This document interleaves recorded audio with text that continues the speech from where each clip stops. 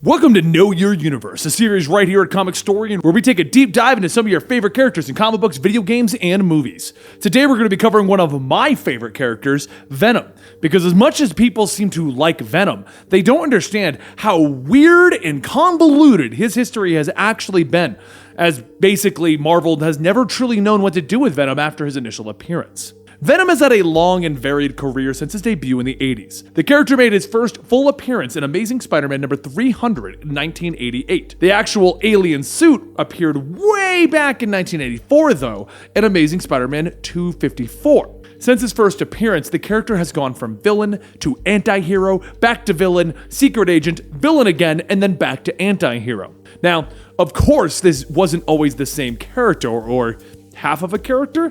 Listen, this whole symbiote thing gets slightly confusing because the suit has its own personality, but not every writer brings this into their stories. So let's try and take a few minutes to go over the major players that have worn the Venom symbiote and what they did with these amazing powers. Now, quick note, we're not going to be going over every single person who wore the alien for a panel or two. This will only be the major characters and the series that featured Venom. Okay? You understand that? Now let's get going. After Spider-Man brought the alien symbiote back from the Secret Wars, he realized that it gave him enhanced strength and agility, but it also made him angrier, fighting more often and becoming bloodthirsty. With a little help from Reed Richards, he discovered that his stylish new black suit was actually a parasite that had bonded with him. Because of this, he decided to ditch it altogether. With a newfound hatred for the wall crawler, the symbiote sought out a new host, and managed to find one in a guy who also hated Peter Parker's Spider-Man as much as it did. Eddie Brock, who was a reporter that blamed Spider-Man for his fall from grace. Eddie would technically first appear in Web of Spider-Man number 18, when he pushes Peter onto some subway tracks. Even though you can only see Eddie's hand, it still counts. The character would go on to make several other cameos until his first full appearance in Amazing Spider-Man number 300, with these small appearances marking the overall plot of how Eddie Venom planned on terrorizing Peter and those close to him. Over the years, Eddie/Venom would continue to appear and terrorize Peter, going as far as to pose as him to turn the public against him.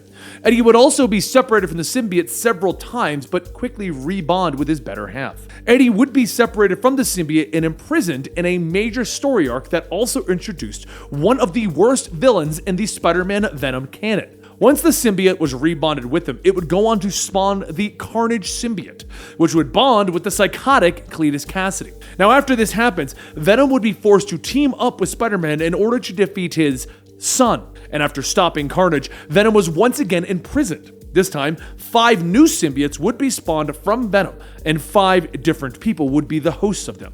Shockingly, these people were not very stable, and he would once again have to work alongside Spider-Man to stop them. This was around the time that Venom would become the Lethal Protector, when he wasn't trying to kill Spider-Man, that is. Eddie and the symbiote had a strong desire to become a hero and protect the innocent. Now, protecting the innocent usually involves killing a lot of people that weren't so innocent, like a wall-crawling Punisher kind of a thing. Venom would flip-flop back and forth on being a hero or villain depending on who was writing him throughout the years, much as they did with Jason Todd over at DC. Finally, Eddie would become sick of trying to fight against the symbiote's bloodlust, and because of this, he decided to sell the symbiote on the black market. I mean, I would buy an alien symbiote from a random guy, no issues there. Of course, Eddie wouldn't be done with the symbiote, and we'll get back to him. But for now, we have to move on. The suit would be sold to Angelo Fortunato, who used it to try and kill Spider-Man, thus proving to his father his worth. Well, of course, it didn't work, and after being beaten, he retreats. The symbiote wasn't a big fan of this show of cowardice, though, and quickly unbonds with Angelo mid-swing, letting him fall to the pavement below. Harsh. After ditching Angelo, the symbiote would seek out a new host, and it found that in Mac Gargan, the former Scorpion. Gargan had little control over the symbiote, however, with it adopting a more monster-like appearance than its previous users. Now armed with the new powers of Venom, Mac would join Norman Osborn's new villain group, the Sinister 12, which is a group of villains who hate Spider-Man, and if you know anything about math, has double the amount of sinisterness as the Sinister Six. But in the world of comics, it doesn't matter that you've been convicted of being a supervillain, you can always go on to form your own Avengers.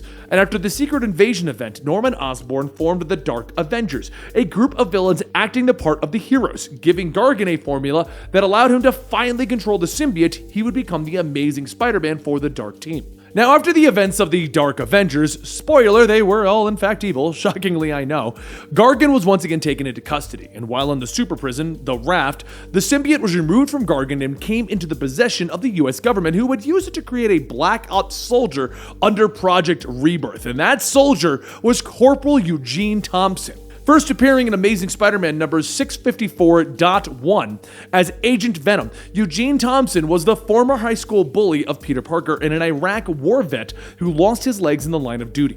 While the original Venom was all 80s rage and violence, much like the action movies of the time, Agent Venom dealt with issues such as what it meant to serve your country, alcoholism, addiction, and PTSD. Unlike Eddie Brock, Flash couldn't stay bonded to the symbiote for more than 48 hours, or he would risk being permanently bonded to it. Of course, the symbiote gave Flash back the use of his legs, so no one can understand why this soldier became a little addicted to its use. Agent Venom was my favorite version of the character, but it also shows how little direction the character seemed to have at the time. The series started off with Flash just trying to continue to serve his country while fighting his own inner demons, both figuratively and literally.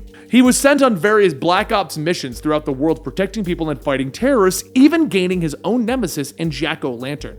From there, he would actually fight real demons using the symbiote to fight alongside Ghost Rider, X-23, Red Hulk, and Johnny Blaze to stop a hell portal in Los Angeles. He would then become integral to fighting against the Spider Island event, as well as teaming up alongside the new Scarlet Spider to fight against Carnage. They even shrink down in sort of like a Honey, I Shrunk the Superheroes kind of thing.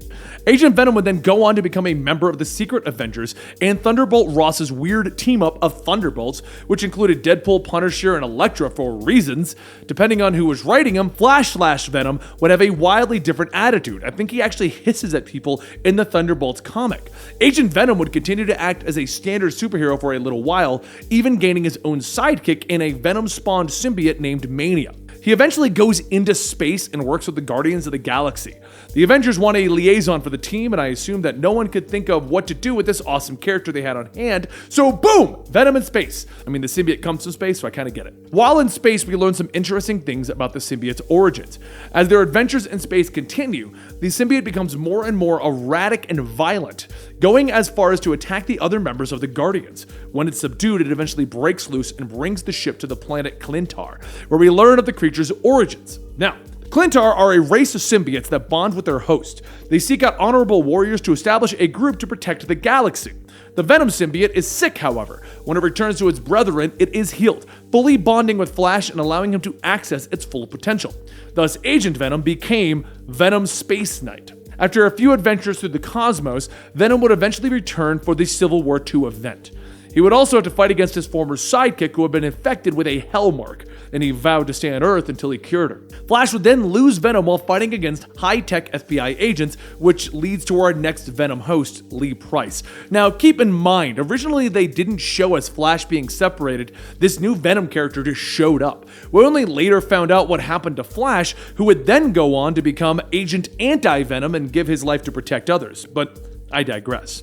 After having bonded with Flash Thompson for so long and being healed on its home planet, Venom wants to continue being a hero. When separated, he seeks out a new host. Lee Price is a former Army Ranger participating in a black market deal when the confused symbiote happens upon him.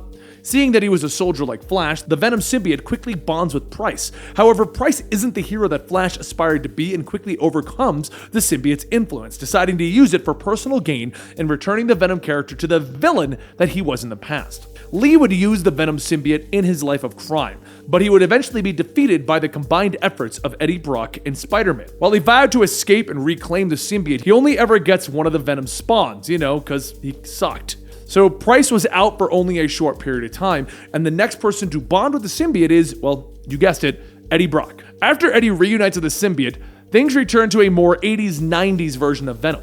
Gone was the urge to become a hero, and instead Eddie once again tries to combat the symbiote's more aggressive, bloodthirsty nature, going so far as to take antidepressants to lull it. During their exploits, Venom becomes erratic and confused again, sometimes fully taking over Eddie.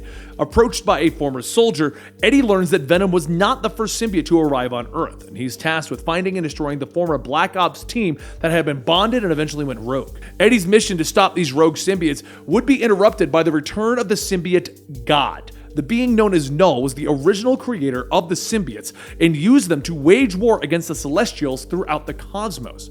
Once his hold on them had been broken, the symbiotes locked him inside of a cage, which also doubled as their homeworld. Clintar apparently means cage in their language. The symbiotes then decided to seek out honorable hosts and become warriors of peace. See? The story they told Flash wasn't a complete lie, they just left out the not-so-great beginning parts. Eddie would of course beat the god Null, and the fight left Venom brain dead, meaning the symbiote would only work as a reflex and not as a sentient being anymore. Luckily, we have the super evil Ultimate Universe version of Reed Richards, known as the Maker, to help us out. Once captured by the Maker, it's explained that he can use the remnants of the symbiote cells in the body of Flash Thompson to restore Venom. Using comic book science mumbo-jumbo, Maker restores Venom, but now with the mind of Flash Thompson. Armed with a Flash Thompson/Venom symbiote, Eddie manages to escape the Maker, only to have all of this restoration kind of removed until he can eventually find more of these codexes to restore it. Now, don't worry, we're almost done. During a Venom miniseries, we learned several different things about Venom.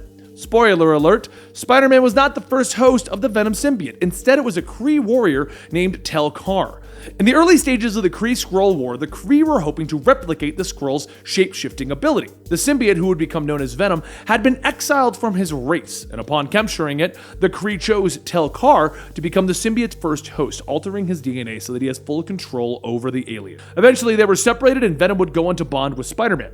Tel-Kar would later reappear during Venom the First Host, where he would arrive on Earth to reclaim his own symbiote. They briefly rebond, and Tel-Kar continues his war against the Skrull people, using Venom to acquire a bioweapon. Armed with a new Venom spawn named Sleeper, Eddie Brock attacks Tel-Kar and reclaimed Venom in that storyline.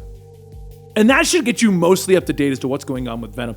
As you can tell, Venom's an interesting character because they didn't quite know what to do with him. We had a popular character that was a great villain for Spider-Man, but as is normal for Marvel, when they have a popular villain, they try to make them into like a superhero. Sometimes this works like Agent Venom, sometimes this doesn't, like when they just kind of got really confused what they were doing with Venom. But let me know what you think about Venom overall in the comments down below. And don't forget, you can give this video a like and subscribe to our channel to keep up to date in your favorite comic books and pop culture. See you next time right here.